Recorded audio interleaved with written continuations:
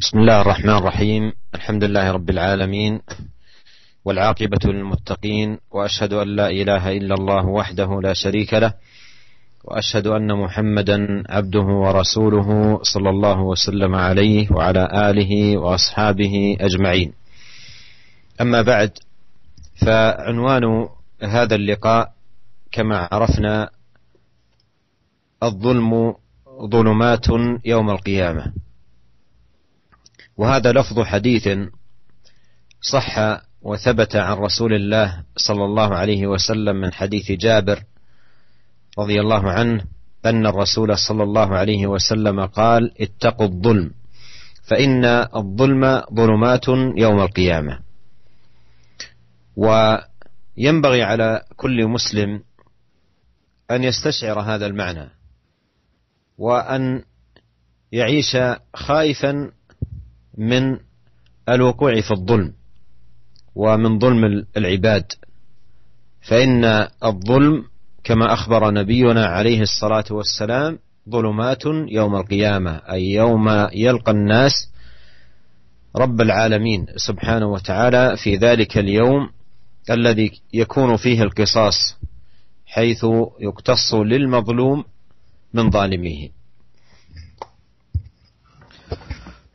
Bismillahirrahmanirrahim. Alhamdulillah, segala puji kita panjatkan kehadirat Allah Subhanahu wa taala. Salawat dan salam semoga senantiasa tercurahkan kepada junjungan kita Nabi Muhammad sallallahu alaihi wasallam serta para sahabatnya dan keluarganya serta pengikutnya yang setia hingga akhir zaman kelak. Sebagaimana yang disampaikan pada pertemuan kemarin, insyaallah pada hari ini Syekh akan menyampaikan pengajian dengan judul Az-Zulm Zulumatun Yaumal Qiyamah, yang artinya kezaliman merupakan kegelapan yang bertumpuk-tumpuk di hari kiamat.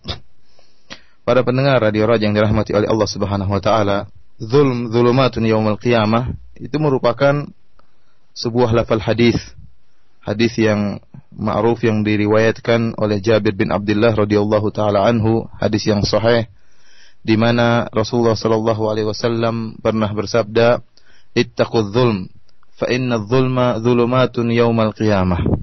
Kata Rasulullah sallallahu alaihi wasallam, takutlah kalian daripada kezaliman. Jagalah diri kalian daripada kezaliman. Fa innadz zulm dzulumatun yaumal qiyamah. Kenapa? Rasulullah menjelaskan, karena sungguhnya kezaliman merupakan kegelapan yang bertumpuk-tumpuk pada hari kiamat kelak. Hadis ini mengingatkan kepada kita, kepada setiap muslim agar senantiasa benar-benar merasakan akan bahayanya kezaliman. Hadis ini membuat kita agar senantiasa merasakan akan bahayanya kezaliman, dan senantiasa seorang muslim hendaknya takut terjerumus dalam kezaliman, baik menzalimi dirinya apalagi terjerumus dalam kezaliman terhadap orang lain. Kenapa? Karena kata Rasulullah SAW, Az-zulm zulumatun yaumal qiyamah. Karena kezaliman merupakan kegelapan yang bertumpuk-tumpuk, yang bertubi-tubi pada hari kiamat kelak. Hari di mana Allah Subhanahu wa taala membangkitkan seluruh manusia. Hari di mana Allah Subhanahu wa taala mengqisas di antara manusia. Dihukum oleh Allah Subhanahu wa taala, diadili oleh Allah Subhanahu wa taala. Maka barang siapa yang berbuat kezaliman pada hari kiamat, dia akan mendapatkan penuh kegelapan. وقوله عليه الصلاة والسلام في هذا الحديث فإن الظلم ظلمات يوم القيامة هو على ظاهره، أي أن من يأتي يوم القيامة ظالما فإنه يكون في ظلمات يوم القيامة فلا يهتدي سبيلا، بينما المؤمنون يعطى كل نوره على قدر إيمانه، فيسعى نورهم بين أيديهم وبأيمانهم. يوم ترى المؤمنين يسعى نورهم بين أيديهم وبأيمانهم يقولون ربنا أتمم لنا نورنا. فالظلم ظلمات يوم القيامة. Adapun sabda Rasulullah sallallahu alaihi wasallam dalam hadis ini, Az-zulm zulumatun yaumal qiyamah, kezaliman merupakan kegelapan yang bertumpuk-tumpuk pada hari kiamat. Kita maknanya sesuai dengan zahirnya. maknanya sesuai dengan zahirnya. Artinya apa? Orang yang melakukan kezaliman pada hari kiamat, orang yang melakukan kezaliman pada hari kiamat, dia akan datang pada hari kiamat dalam keadaan penuh dibawa di dalam kegelapan. Fala yahtadi sabila, sehingga akhirnya dia tidak tahu mau jalan kemana. Kenapa? Karena sekelilingnya penuh dengan kegelapan. Berbeda dengan orang-orang mukmin, maka orang-orang mukmin diberikan oleh Allah Subhanahu wa taala cahaya sesuai dengan kadar keimanannya. Sebagaimana yang disebutkan dalam Al-Qur'an, yauma taral mu'minina yas'a nuruhum baina aydihim wa bi aymanihim. Di mana kalian akan melihat orang-orang mukmin di akhirat kelak, pada hari kiamat kelak, ada cahaya yang Allah berikan kepada mereka. Baik di depan mereka maupun di belakang mereka, ada cahaya yang mengelilingi mereka. Berbeda dengan orang yang melakukan kezaliman. Jika seorang melakukan kezaliman di dunia, maka di akhirat kelak dia datang pada hari kiamat berjalan di dalam kegelapan sehingga dia tidak mengetahui mana jalan yang benar.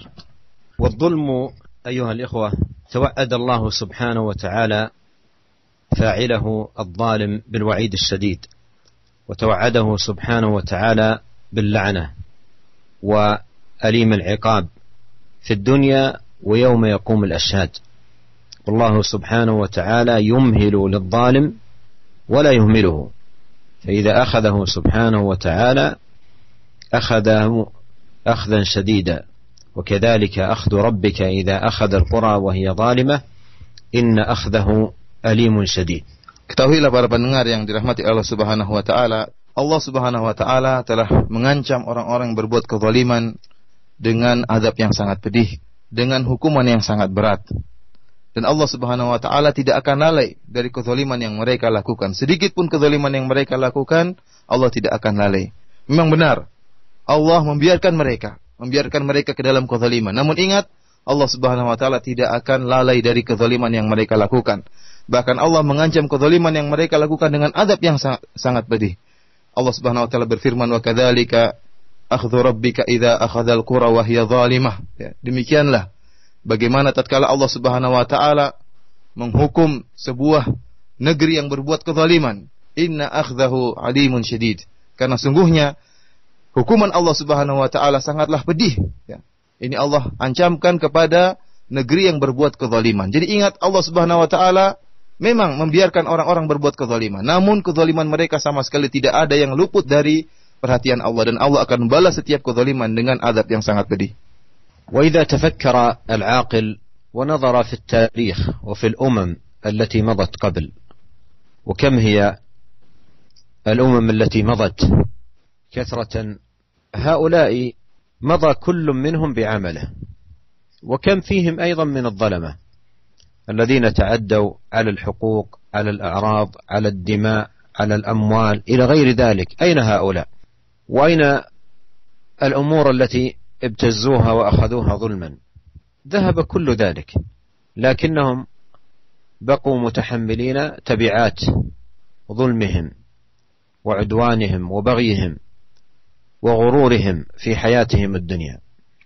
فينبغي على العاقل أن تكون الآخرة منه على بال، وهذا أنفع علاج للإنسان لترك الظلم. وهذا نجده واضحا في التوجيه المبارك الذي سمعناه من نبينا عليه الصلاة والسلام، قال: اتقوا الظلم فإنه ظلمات يوم القيامة. فإذا ما حدثت الإنسان نفسه أن يظلم يتذكر أن الظلم ظلمات يوم القيامة. قد يأخذ شيئا بغير حق، قد يعتدي على عرض، قد يستمتع ببعض المظالم والتعديات، لكنه إذا تذكر أن الظلم ظلمات يوم القيامة فإن هذا سيكون بإذن الله عز وجل أكبر حاجز ورادع له عن الوقوع في الظلم. Para pendengar Radio Raja yang dirahmati oleh Allah Subhanahu wa taala, jika seorang mau berfikir, seorang yang berakal hendak berfikir, kemudian mengamati, melihat apa yang telah terjadi pada umat-umat terdahulu, kita tahu bahwasanya umat-umat terdahulu sangatlah banyak, ya. Dan kita tahu bahwasanya di antara mereka banyak orang-orang yang telah berbuat kezaliman, baik berbuat zalim dengan melanggar kehormatan orang lain, atau dengan menumpahkan darah, mengambil harta orang lain, ya. Terlalu banyak orang-orang yang telah berbuat zalim, yang telah lalu dan telah meninggal dunia. Kalau kita perhatikan dari umat-umat terdahulu, orang-orang zalim tersebut yang dulu mereka bersenang-senang dengan hak orang lain, mereka berfoya-foya dengan mengambil hak orang lain, di manakah mereka sekarang? Mana kezaliman yang telah mereka lakukan, hak-hak orang lain yang telah mereka ambil mana? Semuanya telah sirna. Mereka pun telah sirna. Kesenangan yang mereka rasakan telah sirna. Mereka sudah tiada. Akan tetapi tinggal satu perkara, yaitu bahwasanya mereka akan dibangkitkan pada hari kiamat dan harus mempertanggungjawabkan seluruh kezaliman yang telah mereka lakukan. Meskipun sebelumnya di dunia mereka dengan penuh kesombongan, dengan bersenang-senang memanfaatkan hak-hak orang lain, dengan berbuat zalim kepada mereka, namun akhirnya di akhirat kelak mereka akan bertanggungjawabkan seluruh kezaliman yang telah mereka lakukan. Oleh karena itu, para pendengar yang dirahmati oleh Allah Subhanahu wa taala, maka wajib bagi setiap muslim untuk senantiasa mengingat akan akhirat, mengingat nasihat Nabi sallallahu alaihi wasallam. Bukankah dalam hadis ini Nabi sallallahu alaihi wasallam mengatakan, "Ittaqudz zulm." Jagalah diri kalian daripada kezaliman, takutlah diri kalian kepada kezaliman. Jangan sampai terjerumus dalam kezaliman. Apa kata Nabi?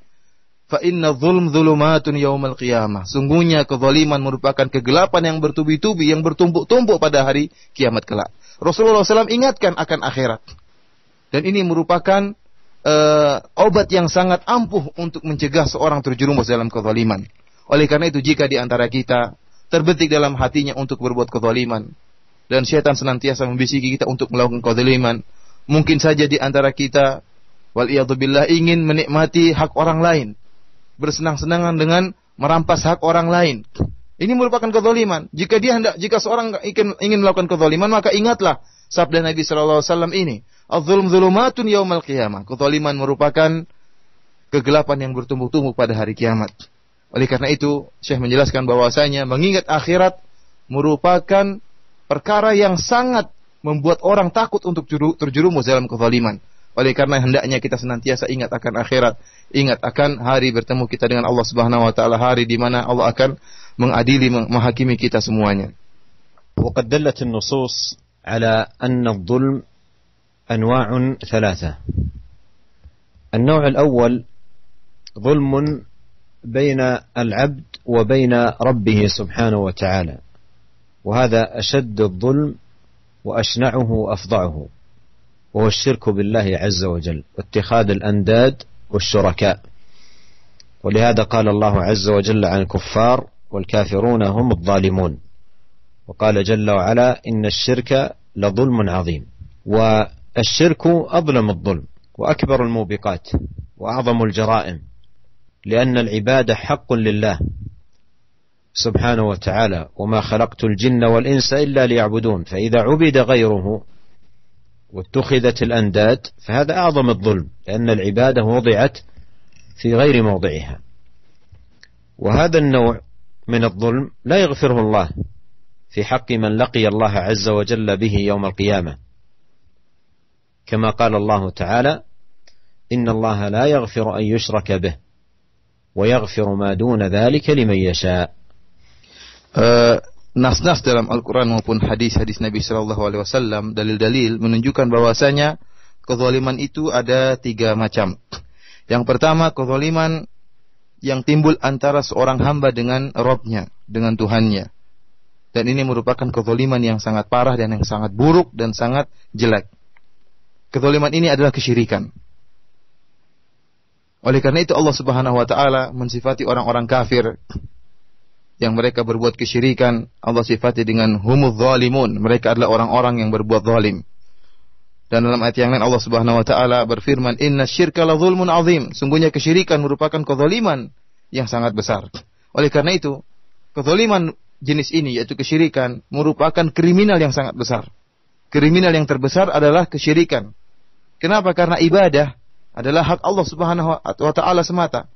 Dan ibadah diletakkan oleh Allah hanya untuk milik Allah. Para hamba hanya beribadah kepada Allah Subhanahu wa taala. Mereka diciptakan hanya untuk beribadah kepada Allah Subhanahu wa taala. Adapun kesyirikan adalah kezaliman yang sangat nyata. Kenapa? Karena ibadah wudi'at fi ghairi mawdhi'iha. Kenapa? Karena ibadah diletakkan bukan pada tempatnya. Seharusnya ibadah itu diletakkan untuk kepada Allah, namun orang-orang berbuat kesyirikan sehingga ibadah diberikan dan diletakkan kepada selain Allah Subhanahu wa taala. Dan kezaliman jenis ini tidak akan dimaafkan oleh Allah Subhanahu wa taala. Innallaha la yaghfiru ayyushraka bih wa yaghfiru ma duna dzalika liman yasha. Sungguhnya Allah Subhanahu wa taala tidak akan mengampuni dosa kesyirikan, dan Allah Subhanahu wa taala mengampuni dosa-dosa selain kesyirikan bagi yang Dia kehendaki. والنوع الثاني ظلم العبد لنفسه بارتكاب المعاصي والذنوب التي هي دون الشرك، فإنه بذلك قد ظلم نفسه حيث عرضها لسخط الله سبحانه وتعالى وعقابه. والله عز وجل يقول: يا أيها الذين آمنوا قوا أنفسكم وأهليكم نارا وقودها الناس والحجارة. فالذي يقع في المعاصي والذنوب ظلم نفسه، لأنه عرضها للعقاب وعرضها لسخط الله سبحانه وتعالى. Adapun jenis kezaliman yang kedua, yaitu kezaliman seorang hamba terhadap dirinya sendiri. Dia telah menzalimi dirinya sendiri. Bagaimana? Yaitu dengan melakukan kemaksiatan-kemaksiatan yang selain kesyirikan. Kenapa dikatakan dia menzalimi dirinya sendiri? Karena seorang yang telah berbuat maksiat, dia telah menghamparkan dirinya pada kemarahan Allah Subhanahu wa taala, mengantarkan dirinya pada siksaan Allah Subhanahu wa taala. Berarti dia telah menzalimi dirinya sendiri. Padahal Allah Subhanahu wa taala telah berfirman, ya ayyuhalladzina amanu qu anfusakum wa ahlikum nara wa quduhan nas wal hijarah. Allah Subhanahu wa taala telah berfirman, ya wahai orang-orang yang beriman, jagalah diri kalian dan juga keluarga kalian dari api neraka. Allah ingatkan kita untuk menjaga diri kita dari api neraka. Lantas kita berbuat maksiat, malah menjerumuskan diri kita dalam siksaan Allah, dalam api neraka. Ini berarti kita telah menzalimi diri kita sendiri. النوع الثالث من الظلم ظلم الناس بالتعدي على دمائهم وأعراضهم وأموالهم وحقوقهم وممتلكاتهم. وهذا النوع لا يتركه الله سبحانه وتعالى، بل يكون القصاص للمظلوم من الظالم، إلا إذا سمح له المظلوم وعفى عنه، وإن لم يسمح فإنه يمكن من الاقتصاص منه في الدنيا والآخرة. ولهذا قال عليه الصلاة والسلام: لتؤدن الحقوق إلى أهلها يوم القيامة حتى يقاد للشاة الجلحاء من الشاة القرناء. Adapun jenis yang ketiga, yaitu kezaliman terhadap manusia yang lain dengan melanggar hak-hak mereka, baik dengan menumpahkan darah mereka atau mengambil harta mereka atau menjatuhkan harga diri mereka. Ini semua merupakan bentuk kezaliman. Dan kezaliman bentuk ini tidak akan dibiarkan oleh Allah Subhanahu wa taala. Allah akan mengadakan qisas pada hari kiamat. Bagi orang yang dizalimi, ya, harus mengambil lagi haknya dari orang yang menzalimi. Dan ini merupakan qisas pada hari kiamat. Kecuali jika orang yang dizalimi memaafkan. Ya, memaafkan terhadap orang yang menzaliminya. Jika tidak, maka tidak akan dibiarkan, akan ada qisas. Oleh karena itu Rasulullah SAW pernah bersabda, latu adannal hukuk, akan diserahkan hak-hak itu kepada ahlinya yaumal qiyamah, pada hari kiamat. Sampai-sampai kambing yang bertanduk akan dikisos karena dia telah menanduk kambing yang tidak bertanduk. Artinya sampai hewan pun akan diadakan qisas bagi mereka, apalagi manusia yang telah melanggar hak-hak manusia yang lain. وجاء في الحديث أن النبي صلى الله عليه وسلم قال: من كانت عنده مظلمة لأخيه من عرضه أو من شيء فليتحلله منه اليوم قبل أن لا يكون دينار ولا درهم. إن كان له عمل صالح أخذ منه مظلمته، وإن لم يكن له حسنات أخذ من سيئات صاحبه فحمل عليه. Dalam hadis yang lain Rasulullah sallallahu alaihi wasallam pernah bersabda, "Man kanat 'indahu madlamatun li akhihi min irdihi aw min syai'in falyatahallalhu minhu al-yawm." Kata Rasulullah sallallahu alaihi wasallam, barang siapa yang melakukan kezaliman kepada saudaranya, baik menjatuhkan harga dirinya atau kezaliman yang lain, maka hendaknya dia minta dihalalkan, minta dimaafkan dari saudaranya pada hari ini. Jadi Rasulullah menyuruh kita untuk minta dihalalkan pada hari ini di dunia sebelum kita meninggal. Qabla alla yakuna dinarun wala dirham, sebelum tiba hari di mana tidak ada lagi dinar dan tidak lagi dirham, yaitu hari kiamat. In kana lahu amalun salih ukhidha minhu madlamatahu. Jika dia memiliki amalan saleh, maka akan diambil amalan salehnya dan untuk diberikan kepada saudaranya yang telah dia zalimi.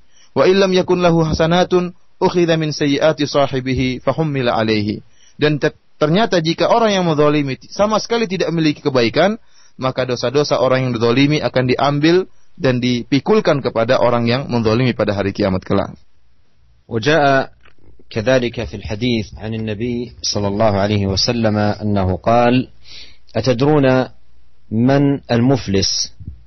قالوا: المفلس فينا من لا درهم له ولا متاع. فقال: المفلس من أمتي من يأتي يوم القيامة بصلاة وصيام وزكاة ويأتي وقد شتم هذا وقذف هذا وأكل مال هذا وسفك دم هذا وضرب هذا، فيعطى هذا من حسناته وهذا من حسناته، فإن فنيت حسناته قبل أن يقضي ما عليه أخذ من خطاياهم فطرحت عليه ثم طرح في النار. رواه مسلم. فهذا الحديث العظيم بين فيه النبي صلى الله عليه وسلم من المفلس حقا. وإذا سئل الناس من المفلس يتبادر إلى أذهانهم إفلاس الدنيا، بحيث يكون الإنسان ليس عنده متاع، ليس عنده أموال. هذا الذي يتبادر إلى الذهن عندما يقال من المفلس. ولهذا قال الصحابة رضي الله عنهم: المفلس منا من لا درهم له ولا متاع. فبين عليه الصلاة والسلام الإفلاس الحقيقي الذي يكون يوم القيامة، وهو الإفلاس من الحسنات وتحمل الأوزار والسيئات، وأن يكب الإنسان في نار جهنم عياذا بالله من ذلك. فقال عليه الصلاة والسلام: المفلس من أمتي من يأتي يوم القيامة بصلاة وصيام وزكاة. هذا ينبغي أن نلاحظه وأن ننتبه له. يصلي ويصوم ويزكي ولكنه مفلس يوم القيامة. يصلي ويصوم ويزكي ولكنه يأتي مفلسا يوم القيامة. كيف يكون ذلك؟ قال: يأتي وقد شتم هذا وقذف هذا وأكل مال هذا وسفك دم هذا وضرب هذا. هذه كلها تعديات وظلم للعباد، ظلم لهم بالشتم أو بالقذف أو بأكل المال أو بسفك الدم أو بالضرب. وجميع هذه الأشياء لا تضيع، وإن ضاعت في الدنيا لا تضيع يوم القيامة، لا تضيع يوم القيامة. في يوم القصاص قال: يعطى هذا من حسناته وهذا من حسناته. هذا وهذا إشارة إلى المظلومين. قد يأتي الإنسان يوم القيامة وقد ظلم عددا كثيرا. ولو قيل لقائل: تذكر الآن أعداد الذين ظلمتهم كم هم؟ ربما نسي الظلم ونسي المظلومين ونسي المظلمة، لكن ذلك كله يجده يوم القيامة. كل ذلك يجده يوم القيامة، ولا يضيع شيئا يوم القيامة. وما يضيع للناس في الدنيا من حقوق ومظالم وغير ذلك، كل ذلك لا يضيع عند الله سبحانه وتعالى يوم القيامة، لأن يوم القيامة يوم القصاص. ولهذا قال: فيعطى هذا من حسناته وهذا من حسناته، إشارة إلى المظلومين ولو كانوا بالآلاف ولو كانوا بالملايين. فإن فنيت حسناته قبل أن يقضي ما عليه أخذ من خطاياهم، يعطى من خطايا هؤلاء الذين ظلمهم فطرحت عليه ثم طرح في النار. Para pendengar radio yang dirahmati oleh Allah Subhanahu wa taala, dalam hadis yang lain yang menjelaskan akan bahayanya kezaliman, Rasulullah sallallahu alaihi wasallam pernah bertanya kepada para sahabatnya. Beliau berkata, "Atadruna manil muflis?" Wahai para sahabatku, tahukah kalian siapakah orang yang bangkrut? Qalu, para sahabat menjawab, "Al-muflisu fina man la dirham lahu wa la mata'." Orang yang bangkrut, yang rugi di antara kami, yaitu orang yang tidak memiliki dirham dan tidak memiliki barang-barang, yaitu orang yang tidak memiliki harta benda. Faqala, maka Nabi sallallahu alaihi wasallam menjelaskan, al-muflisu min ummati man ya'ti yaumal qiyamati bi salatin wa siyamin wa zakatin wa ya'ti wa qad syatama hadza. Sungguhnya orang yang muflis, orang yang bangkrut pada hari kiamat, yaitu orang yang datang pada hari kiamat dengan bawa pahala salat, dengan bawa amalan salatnya, amalan puasanya dan amalan zakatnya, namun ternyata dia telah memaki si fulan. Wa qadhafa hadza. Kemudian dia telah menuduh si fulan, menuduh orang lain dengan tuduhan yang tidak benar. Wa akala mala hadza, dan telah makan harta orang lain. Wa safaka dama hadza, dan telah menumpahkan darah orang lain. Wa daraba hadza, dan telah memukul orang lain. Itulah orang yang bangkrut. Fa yu'ta hadza min hasanatihi wa hadza min hasanatihi. Maka diambillah kebaikan yang dia miliki. Orang yang telah berbuat zalim ini diberikan kepada orang yang telah dia zalimi. Seluruh kebaikannya diberikan kepada orang yang telah dia zalimi. Fa in faniyat hasanatuhu, jika ternyata kebaikannya telah habis karena diberikan kepada orang-orang dia zalimi, qabla an yuqda ma alaihi, sebelum selesai hukumannya, ukhidha min khatayahum faturihat alaihi thumma turiha finnar. Maka orang-orang yang dia zalimi tadi diambil dosa-dosa mereka, diambil keburukan atas keburukan dosa mereka, orang berbuat zalim ini dilemparkan dalam api neraka. Hadis ini hadis yang sahih yang diriwayatkan oleh Al-Imam Muslim dalam sahihnya. Para pendengar radio Raja yang dirahmati oleh Allah Subhanahu wa taala, hadis yang sangat agung ini menjelaskan kepada kita akan makna orang yang bangkrut yang sesungguhnya. Kenapa? Karena manusia kalau ditanya, siapakah orang yang bangkrut? Maka terlintas dalam benak mereka yang namanya orang yang bangkrut, yaitu yang tidak memiliki harta, yang tidak memiliki dinar, tidak memiliki duit. Oleh karena itu para sahabat tatkala ditanya manil muflis, maka mereka menjawab, al-muflisu fina, orang yang bangkrut di antara kami adalah orang mala dirhamalahu wala mata', yaitu orang yang tidak memiliki dirham dan tidak memiliki barang-barang, orang yang tidak memiliki harta benda. Maka Nabi SAW kemudian menjelaskan akan kebangkrutan yang hakiki. Apa sih kerugian kebangkrutan yang hakiki? Yaitu kebangkrutan pada hari kiamat. Yang dimana seorang yang bangkrut pada hari kiamat, yang memikul dosa yang begitu banyak, memikul dosa orang lain, kebaikannya dilemparkan kepada orang lain, kemudian akhirnya wajahnya dilemparkan ke dalam api neraka. Itulah orang muflis yang sungguhnya. Maka Rasulullah SAW menjawab, orang muflis itu apa? Orang yang pada hari kiamat datang dengan membawa amalan salat, membawa amalan zakat, membawa amalan puasa, tetapi dia orang bangkrut. Kok bisa? Dia salat, dia puasa, dan dia bayar zakat, akan tapi dia bangkrut pada hari kiamat. Kenapa bisa demikian? Padahal kita tahu pahala salat, pahala zakat, pahala puasa adalah pahala yang sangat besar. Akan tapi ternyata dia telah melakukan kezaliman. Maka Rasulullah SAW mengatakan, waqad syatama hadza, ya'ti waqad syatama hadza. Dia telah mencela si fulan. Kemudian telah menumpahkan darah orang ini, telah memukul orang lain. Wa akala mala hadza, dan telah memakan harta orang lain. Terlalu banyak kezaliman yang dia lakukan. Coba para pendengar sekalian perhatikan. Rasulullah SAW mengatakan waqad syatama hadza wa akala mala hadza. Ini dan itu dan si fulan menunjukkan bahwasanya orang yang bangkrut ini telah banyak melakukan kezaliman kepada banyak orang. Karena bisa jadi seorang melakukan kezaliman bukan kepada satu dua orang, bisa jadi melakukan kezaliman kepada banyak orang. Dan semuanya akan dihadirkan oleh Allah Subhanahu wa taala. Bahkan bisa jadi seorang berbuat zalim terhadap alafun nas, berbuat zalim kepada ribuan orang, bahkan bisa jadi berbuat zalim kepada jutaan orang. Bisa jadi demikian. Dan ingat, tidak ada satupun yang terlalaikan dari Allah Subhanahu wa taala. Tidak ada satupun yang terluputkan dari Allah Subhanahu wa taala. Orang-orang yang mereka zalimi atau orang-orang yang zalimi tersebut akan dihadirkan seluruhnya oleh Allah Subhanahu wa taala. Meskipun mereka ribuan, meskipun mereka jutaan, kezaliman sedikit apapun akan dihadirkan oleh Allah Subhanahu wa taala. Kalau kita ditanya atau sebagian orang ditanya tentang orang-orang a'dad man zalamahum, orang-orang yang dia zalimi, mungkin dia lupa berapa orang yang telah kau zalimi. Kalau kita ditanya mungkin kita lupa siapa saja yang pernah kita zalimi. Bukan hanya kita lupa dengan orang yang kita zalimi, bahkan jenis kezaliman pun kita lupa terkadang. Namun ingat, semuanya tidak akan terlupa di sisi Allah Subhanahu wa taala.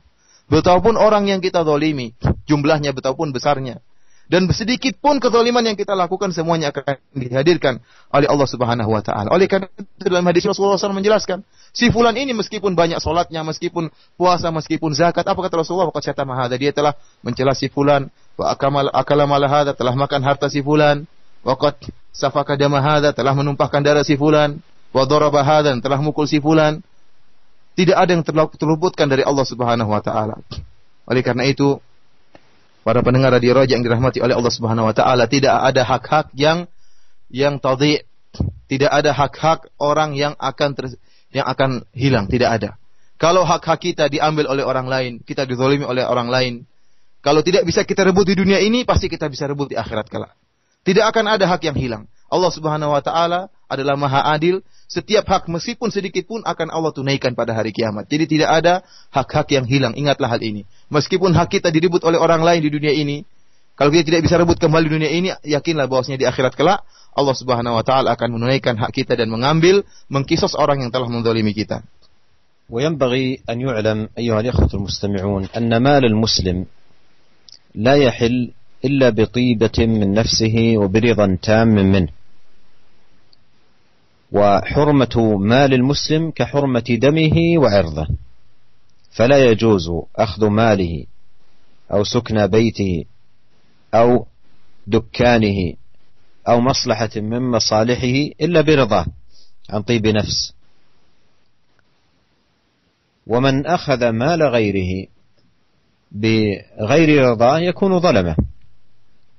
وفي الحديث يقول عليه الصلاة والسلام: من ظلم قيد شبر من الأرض طوقه من 7 أراضين. متفق عليه.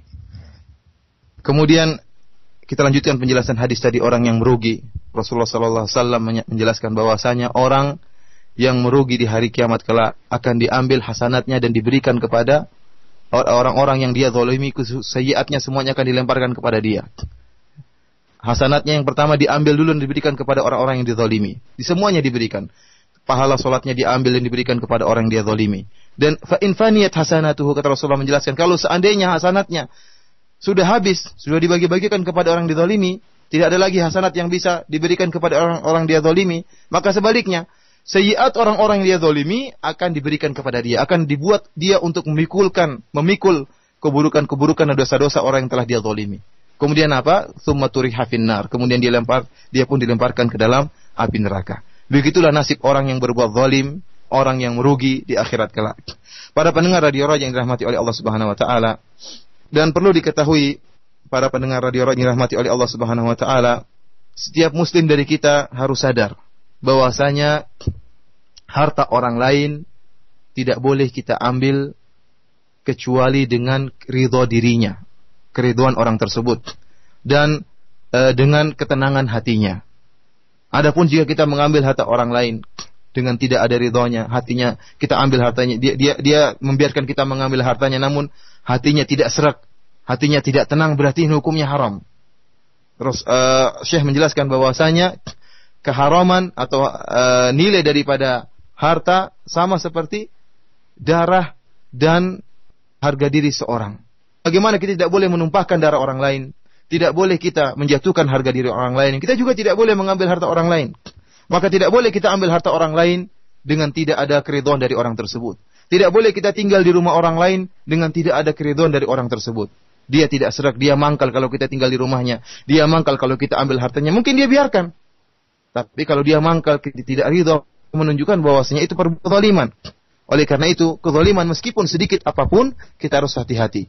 Bahkan dalam satu hadis Rasulullah SAW mengatakan, man zalama qida shibrin min al-ard tuwiqa, barang siapa yang berbuat zalim dengan mengambil sejengkal dari ukuran tanah, dia mengambil tanah orang lain, maka akan dipikulkan kepada dia 70 bumi akan dipikulkan kepada dia. Bayangkan, sampai aradin 7 dunia akan dipikulkan kepada dia. Sedikit saja dia ambil tanah orang lain, meskipun hanya sejengkal, maka Allah akan balas dengan hukuman yang sangat berat, yaitu dia dipikulkan pada hari kiamat dengan 7 bumi yang sangat berat tentunya. وهذا الحديث يدل على أن الظالم يأتي يحمل المظالم على رقبته يوم القيامة. ويكون ذلك فضيحة له على رؤوس الأشهاد. وقد جاء في صحيح البخاري من حديث أبي هريرة، في الصحيحين من حديث أبي هريرة قال: قام رسول الله صلى الله عليه وسلم ذات يوم فذكر الغلول فعظمه وعظم أمره، ثم قال: لا ألفين أحدكم يجيء يوم القيامة على رقبته بعير له رغاء، يقول: يا رسول الله أغثني، فأقول: لا أملك لك شيئا قد أبلغتك. لا ألفين أحدكم يجيء يوم القيامة على رقبته فرس له حمحمة، فيقول: يا رسول الله أغثني، فأقول: لا أملك لك شيئا قد أبلغتك. لا ألفين أحدكم يجيء يوم القيامة على رقبته شاة لها ثغاء، يقول: يا رسول الله أغثني، فأقول: لا أملك لك شيئا قد أبلغتك. لا ألفين أحدكم يجيء يوم القيامة على رقبته نفس لها صياح، فيقول: يا رسول الله أغثني، فأقول: لا أملك لك شيئا قد أبلغتك. لا ألفين أحدكم يجيء يوم القيامة على رقبته رقاع تخفق، فيقول: يا رسول الله أغثني، فأقول: لا أملك لك شيئا قد أبلغتك. لا ألفين أحدكم يجيء يوم القيامة على رقبته صامت، فيقول: يا رسول الله أغثني، فأقول: لا أملك لك شيئا قد أبلغتك.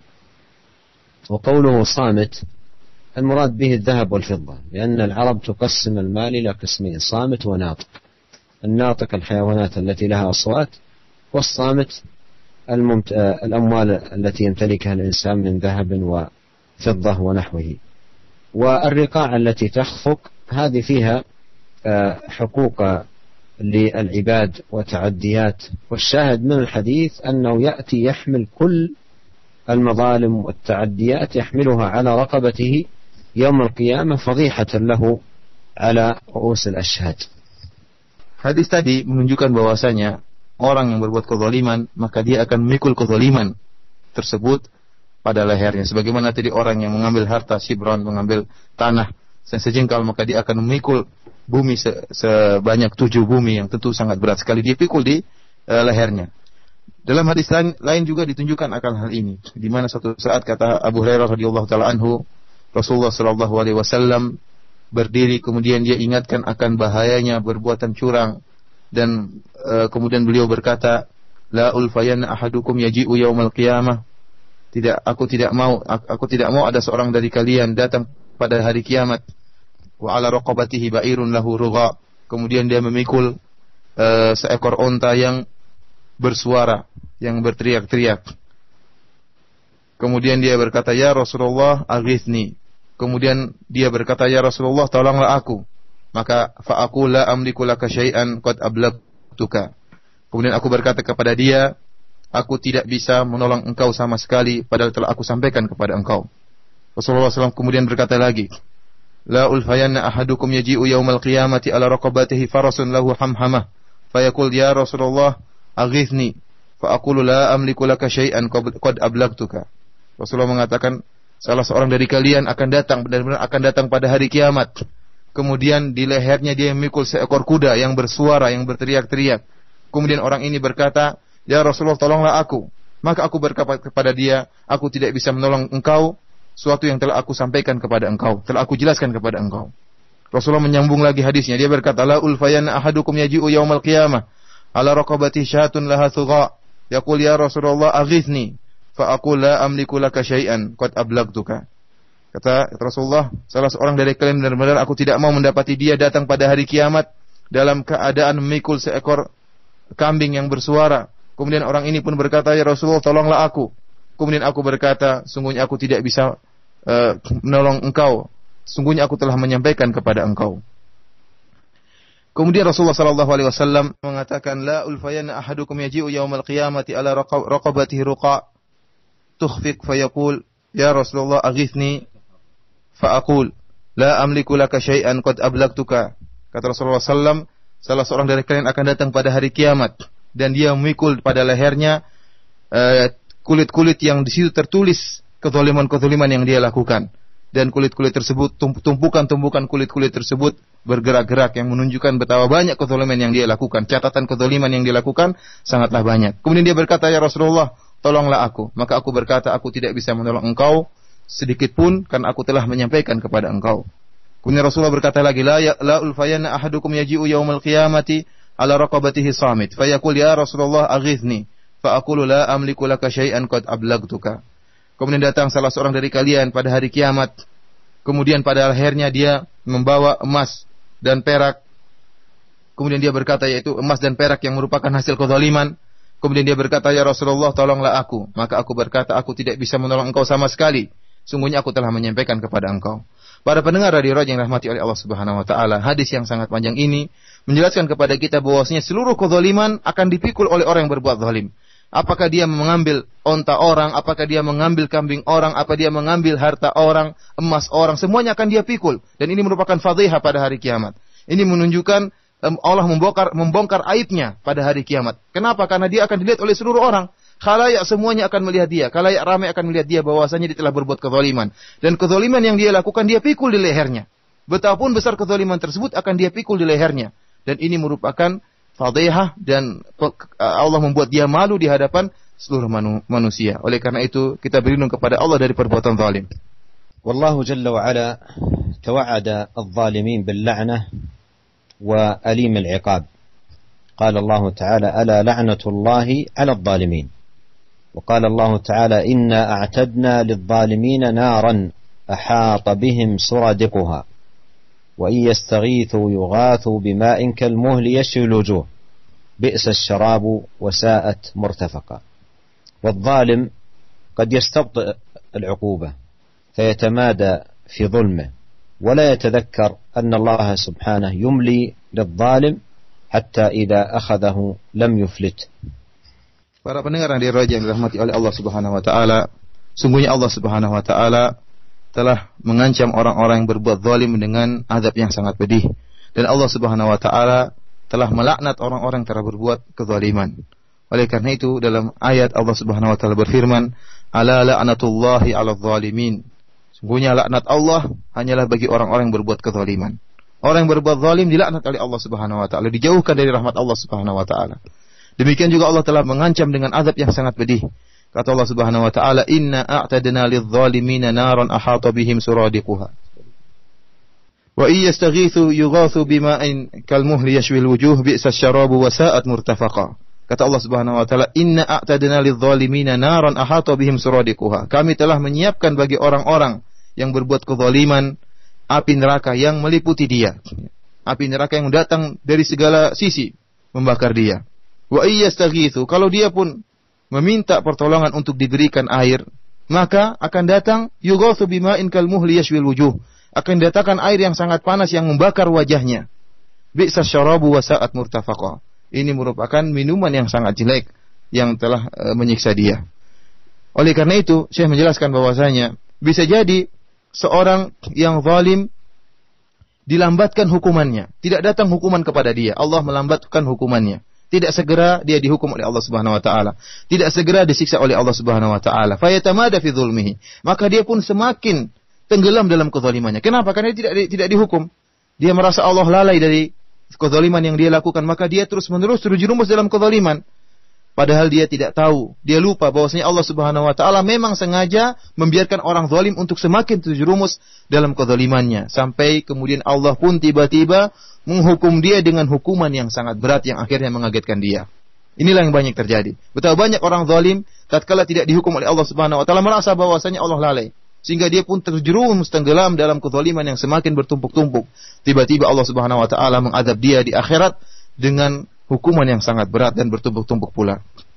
وينبغي للظالم أن يعلم أن الله عز وجل سينتقم للمظلومين ممن ظلمهم، ولا سيما أولئك الذين باتوا ساخطين يدعون على من ظلمهم. قد جاء في الحديث دعوة ثلاث لا ترد لهم دعوة، وذكر منهم المظلوم، وقال في الحديث الآخر اتقوا دعوة المظلوم واتقي دعوة المظلوم فإنه ليس بينها وبين الله حجاب. يقول الله تعالى ألم تر كيف فعل ربك بعاد إرم ذات العماد التي لم يخلق مثلها في البلاد وثمود الذين جابوا الصخر بالواد وفرعون ذي الأوتاد الذين طغوا في البلاد فأكثروا فيها الفساد فصب عليهم ربك صوت عذاب إن ربك لبالمرصاد. فالويل، كل الويل لأهل الظلم الذين يأتون يوم القيامة مثقلين بالأوزار بسبب المظالم العظيمة التي اجترحوها واقترفوها والقبائح التي فعلوها.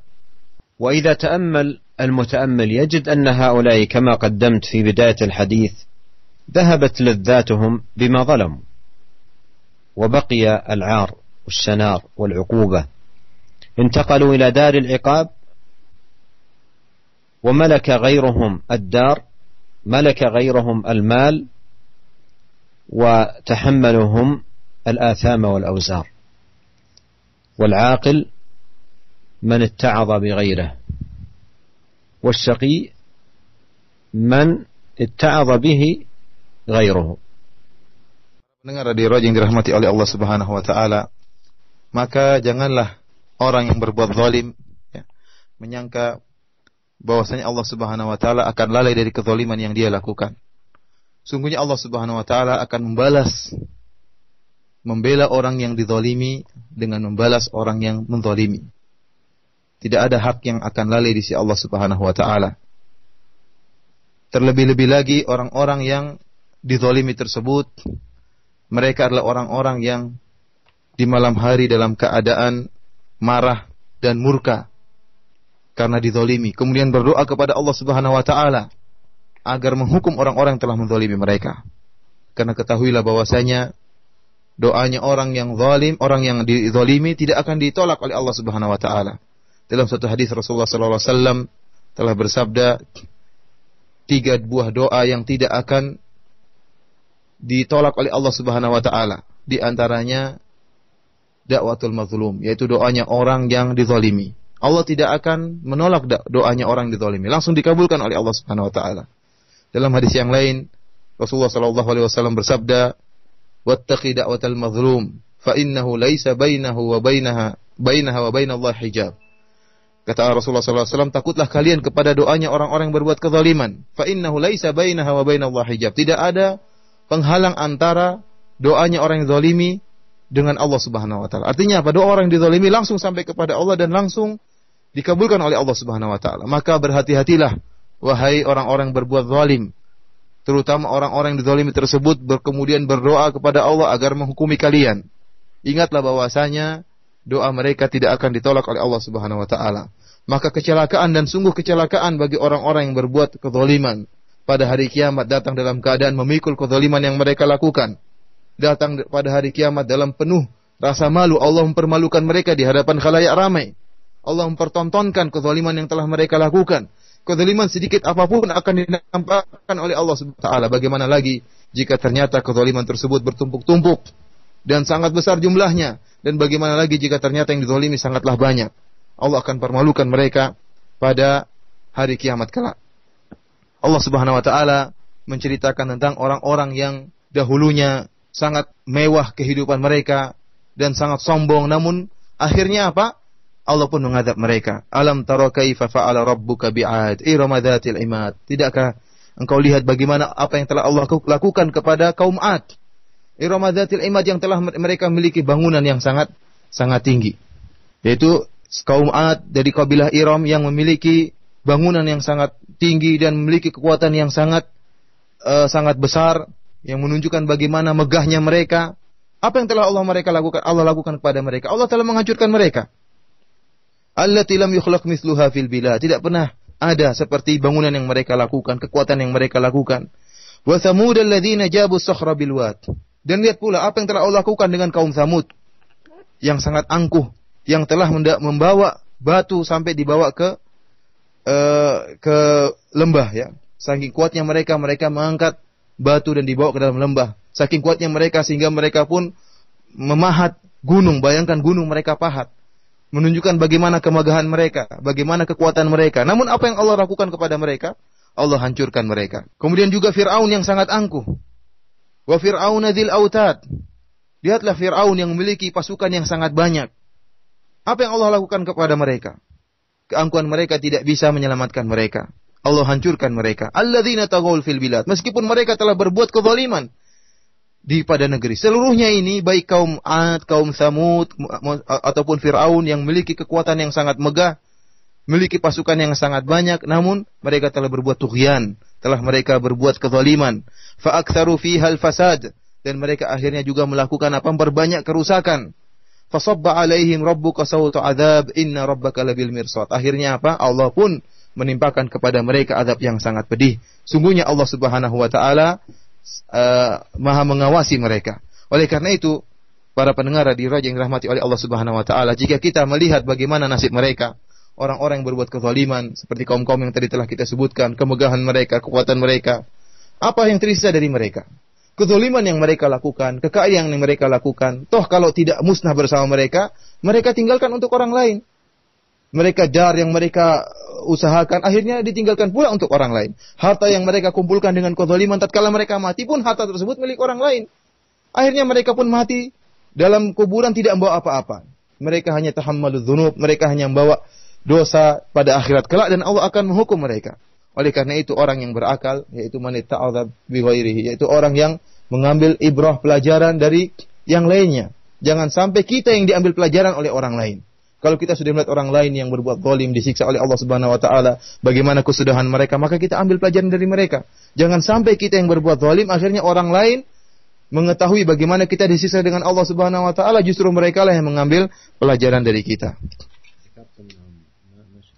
Wa ala kulli hal فهذا يجعل العاقل ينتبه ويحاسب نفسه وكما قال عمر بن الخطاب رضي الله عنه حاسبوا أنفسكم قبل أن تحاسبوا وزنوها قبل أن توزنوا فإن اليوم عمل ولا حساب وغدا حساب ولا عمل.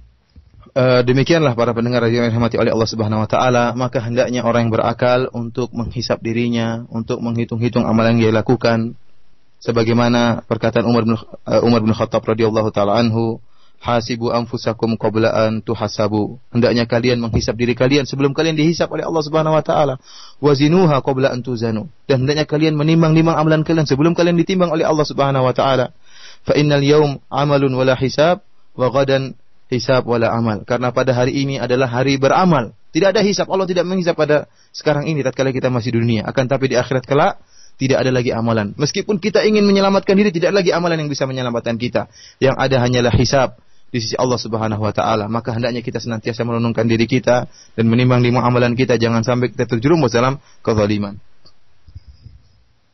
وكم هو جميل بالإنسان أن يتخلص من المظالم في هذه الحياة الدنيا بالدراهم والدنانير فيخرج من الدنيا خفيفا من المظالم وهذا خير له من أن يلقى الله عز وجل وهو مثقل بأحمال ثقيلة وأوزار عظيمة ومظالم كبيرة يحملها على عاتقه يوم القيامة.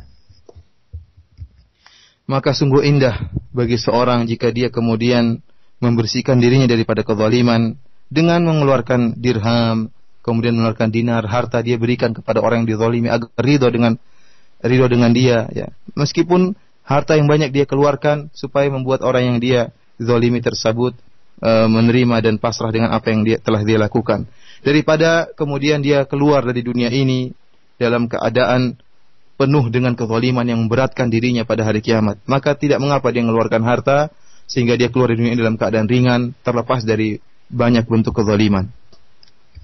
وليجاهد العبد نفسه على توقي الظلم واجتنابه فإن الظلم كما أخبر نبينا عليه الصلاة والسلام ظلمات يوم القيامة. Maka seorang hamba hendaknya benar-benar bersungguh-sungguh, berijtihad sungguh-sungguh untuk bisa mencegah dirinya daripada kezaliman. Jangan sampai dia terjerumus dalam kezaliman sedikit pun.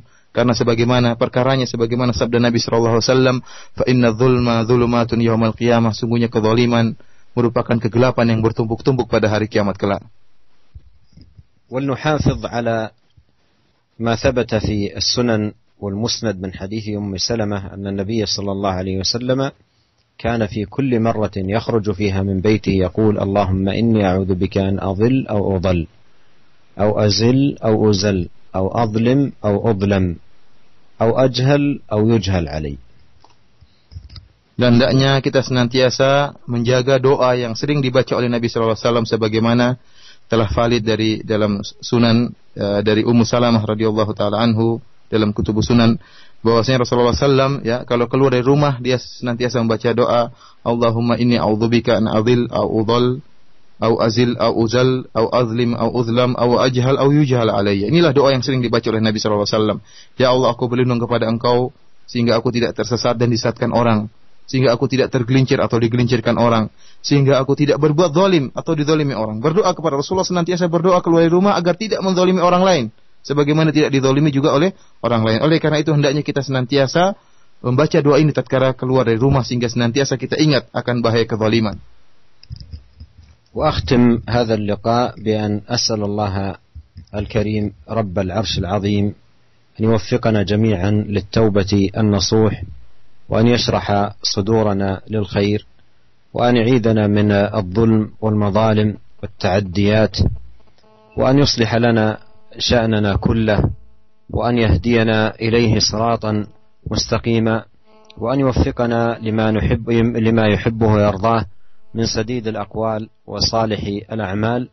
إن ربي سميع الدعاء وهو أهل الرجاء وهو حسبنا ونعم الوكيل. وصلى الله وسلم على عبده ورسوله نبينا محمد وآله وصحبه أجمعين. Dan kemudian pada akhir penghujung pengajian ini Syekh berdoa kepada Allah Subhanahu wa taala, yang menutup pengajian ini dengan baca doa berdoa kepada Allah Subhanahu wa taala agar Allah Subhanahu wa taala mengilhamkan kepada kita untuk bertobat kepada Allah Subhanahu wa taala dari segala bentuk kezaliman dengan tobat yang sungguh-sungguhnya, dan kemudian agar Allah Subhanahu wa taala melampangkan dada kita untuk menerima segala bentuk kebenaran, dan semoga Allah Subhanahu wa taala memperbaiki kondisi kita, segala kondisi kita, dan beri taufik kepada kita untuk melaksanakan segala kebaikan dan menjauhkan kita dari segala keburukan. Dan semoga Allah Subhanahu wa taala memberi petunjuk kepada kita jalan yang lurus. Sungguhnya Allah Subhanahu wa taala adalah Tuhan yang Maha mendengar, Tuhan yang Maha mengabulkan doa, dan Dialah yang berhak untuk kita mengharapkan kepada Dia. Dan semoga Allah Subhanahu wa taala memberi selawat dan salam kepada Nabi Muhammad sallallahu alaihi wasallam dan kepada para sahabatnya. Demikian saja para pendengar yang dirahmati Allah Subhanahu wa taala. Semoga bermanfaat bagi kita semua dan semoga kita bisa mengamalkan apa yang telah kita ilmui. Nah, demikian ikhwatal Islam, materi yang sangat bermanfaat dari penjelasan kezaliman yang merupakan kegelapan yang pekat di hari kiamat yang disampaikan oleh Fadilatul Syekh Profesor Dr. Abdul Razak bin Abdul Muhsin Al-Abbad Al-Badr Hafirullah yang diterjemahkan oleh Al-Ustaz Firanda Andirja Hafirullah. Selanjutnya kami seperti biasa akan memberikan kesempatan untuk Anda bertanya secara langsung kepada Syekh di kesempatan malam hari ini di 0218236543 atau melalui pesan singkat di 0819896543. Kami angkat untuk yang pertama dari penelpon terlebih dahulu. Ada Ibu Nani di Depok, kami persilakan. Assalamualaikum warahmatullahi Ibu. Assalamualaikum warahmatullahi. Ya, silakan. Saya mau menanyakan ini Ustaz, mohon dijelaskan bentuk-bentuk kezoliman tersebut, apakah hanya dengan mengambil harta orang atau apakah ketika kita memarahi anak kita, kita sudah berbuat zolim terhadap anak kita. Terus yang kedua, batasannya sejauh mana perbuatan itu disebut zolim. Tadi Ustaz saya memberikan contoh begini, ketika kita ke rumah seseorang walaupun di mulutnya tidak keberatan tapi hatinya keberatan, itu kita udah berbuat zolim. Nah, kita sendiri kan tidak tahu kondisi hati orang tersebut ya. Bagaimana kita tahu kalau kita sudah berbuat zolim? Itu aja. Assalamualaikum warahmatullahi wabarakatuh. Nah, waalaikumsalam warahmatullahi wabarakatuh. أولا حد الظلم فيما ذكر أهل العلم وضع الشيء في غير موضعه، والأصل في التعاملات مع الناس أن تكون قائمة على العدل والإحسان وعدم التجاوز، لا على أموال الناس، أيضا على أعراض الناس، ولا على دماء الناس، كلها دماءكم وأموالكم. والنبي عليه الصلاة والسلام في الحديث المتقدم المشهور أهل العلم بحديث المفلس ذكر 5 أمثلة لأنواع الظلم. قال: قذف هذا، وشتم هذا، وسفك دم هذا، وأخذ مال هذا، وضرب هذا. فهذه أبرز ما يكون من التعديات وأنواع الظلم التي تقع. وكل ما كان فيه تعدي وإساءة للآخرين في أموالهم، في أعراضهم، في دمائهم، في حقوقهم، كل ذلك ظلم، ليس الظلم بأخذ المال فقط. Saya menjelaskan bahwasanya zulm, definisi zalim yaitu wad'u syai' fi ghairi mawdhi'ihi, yaitu meletakkan sesuatu bukan pada tempatnya. Kemudian saya menjelaskan bahwasanya asal dalam bertaamul dengan di antara manusia, bermuamalah di antara manusia itu dibangun di atas keadilan, bukan dengan berbuat pelanggaran terhadap harta mereka, berbuat pelanggaran terhadap darah mereka, atau berbuat pelanggaran tentang harga diri mereka, karena seluruhnya merupakan keharaman. Inna amwalakum wa dima'akum wa a'radakum haramun ka hurmati yaumikum hadha. Kata Rasulullah SAW bahwasanya darah itu hukumnya haram, tidak boleh ditumpahkan. Kemudian harta hukumnya haram, tidak boleh diambil. Kemudian harga diri juga hukumnya haram, tidak boleh dijatuhkan, sebagaimana kehormatan tatkala hari haji wada tersebut. Menunjukkan bahwasanya seluruhnya perkaranya sama, baik darah maupun harta maupun harga diri tidak boleh dilanggar.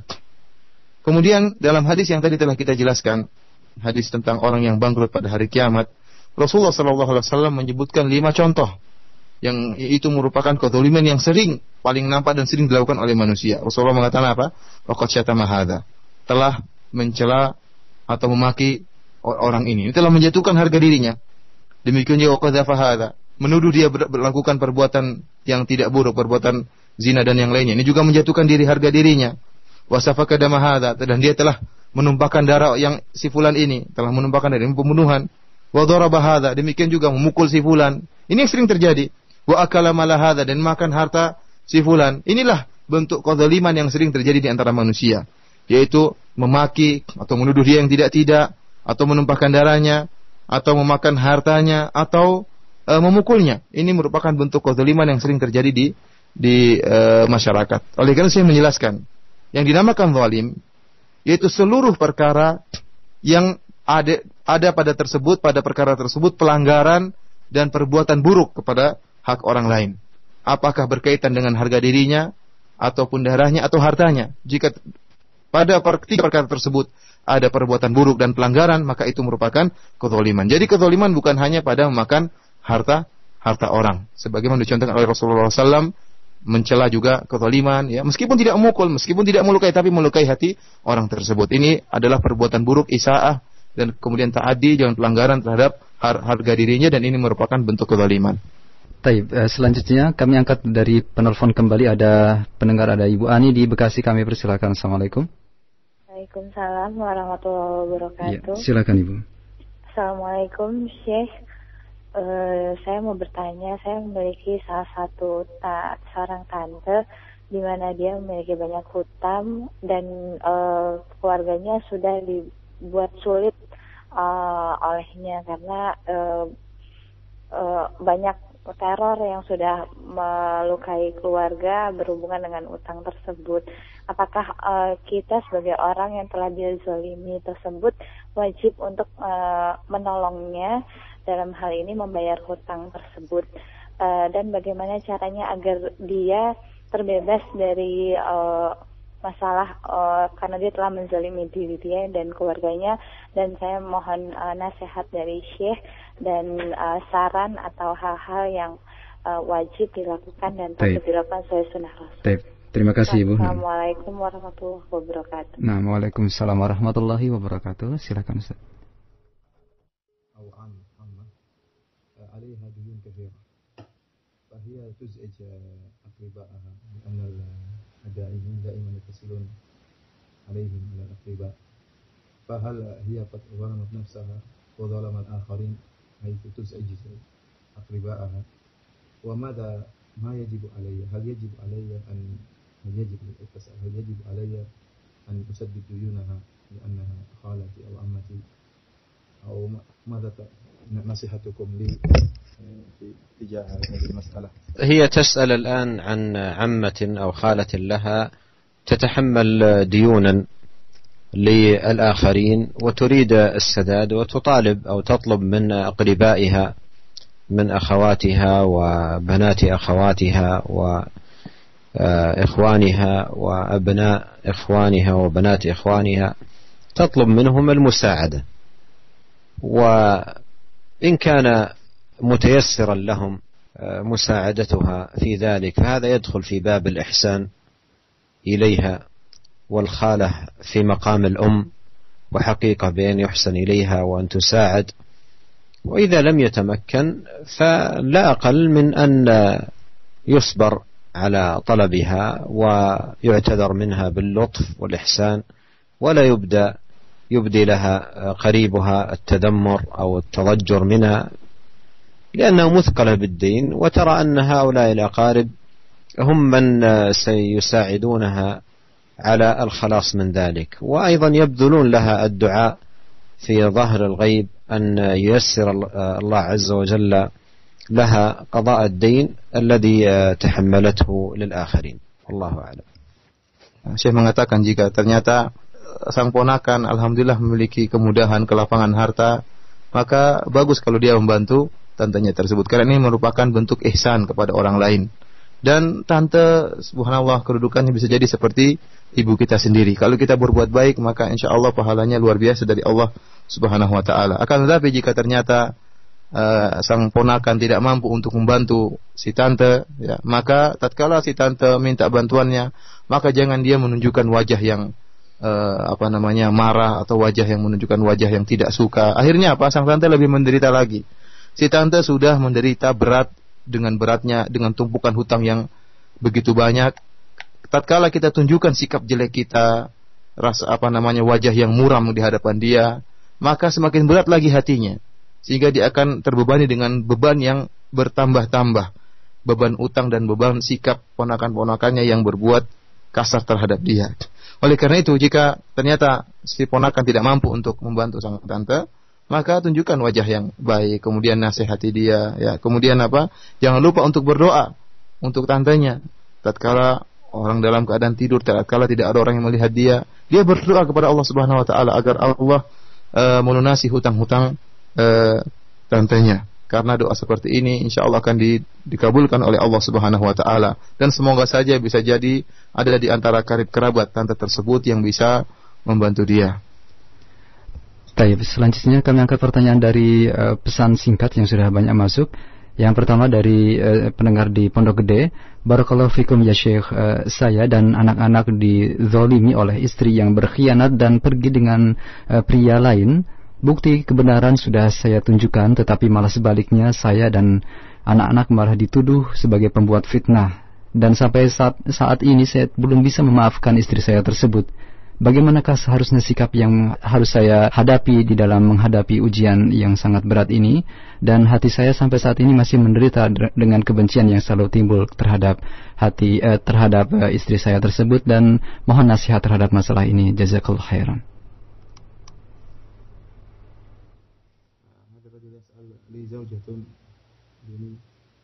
ذهبت مع الرجل آخر زنت به وتركت أولادي مظلومين وأنا دائما إذا أتذكرها أغضب عليها والغضب شديد في قلبي حيث أنها قد ظلمني وظلمت أولادي.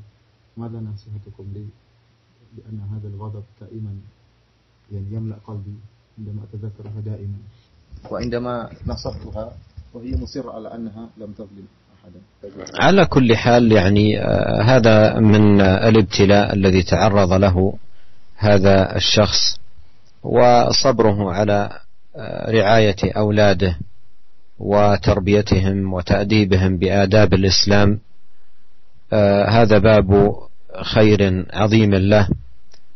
وهذه المرأة هي التي تتحمل وزر نفسها وذنب وعقوبة ذنبها لأنها هي التي جرت على نفسها هذه المنزلقات الخطيرة، أولا بترك أولادها، وثانيا بالخروج عن بعلها وطاعة زوجها، وثالثا ممارسة الأعمال المحرمة.